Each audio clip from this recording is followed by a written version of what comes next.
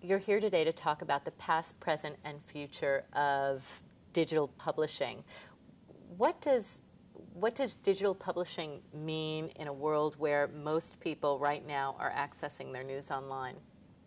It means that's how people are accessing their news online. I mean, digital publishing is going to be sort of one of those redundant words.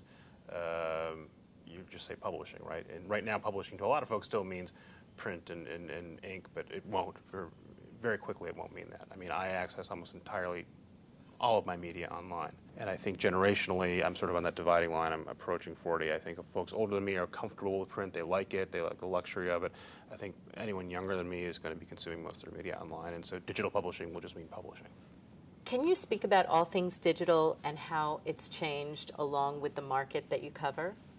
All Things D is started by Walt Mossberg and Kara Swisher. They're both Wall Street Journal reporters. Walt's still there. Kara was there. It was originally created because they wanted to create a conference that they could run. And out of that sprang a news site. So we're two businesses. One is a conference, one is a news site. The two sort of coexist together and complement each other. I work primarily on the website. That's my main focus. There's a lot of folks doing versions of what we do, so that the competition is sort of endless, and so we've had to be sort of focused about what it is specifically that we're going to do, what kind of news we're going to write, how we're going to write it, and what we've gone with is we're going to try to write thorough, comprehensive, fair, opinionated but fair stories that we think will sort of distinguish ourselves from the pack, because there's a lot of stuff that isn't very good or it's quite sloppy and it may or may not be true, and we try to distinguish ourselves that way.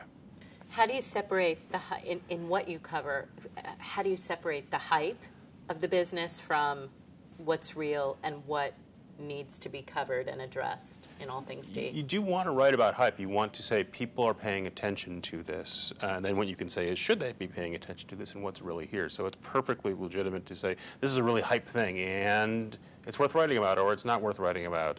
And here's what you should really know about this product. And then because you do want to give people things they want to read about, and they're usually very interested in hype products.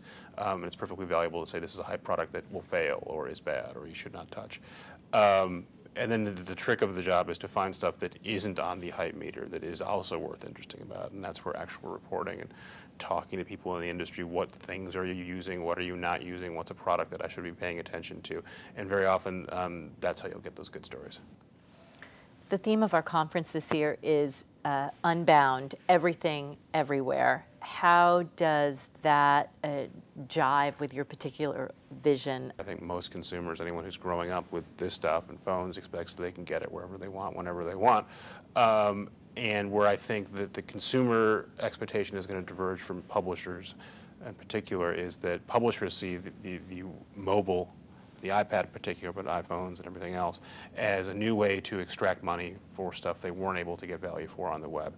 And I think they're going to be mistaken. I think there's some initial signs that show, yeah, you can sell a wired iPad app for $5, whereas you're getting it for free on the web. That's great, and that points us to a new model. But I think that's delusional. I think that's early adopters. I think that's a very small part of the market. I think if you want to get a more useful lesson, you can look at the music business, which tried selling music over the phone when they couldn't sell it on the web, and it turns out you can't sell it on the phone either. So I don't think the notion that something is mobile will add enough value that consumers will be willing to pay for it when they weren't. I think the expectation is, yes, I would like to read it on my phone or my iPad, and no, I won't pay any more for it.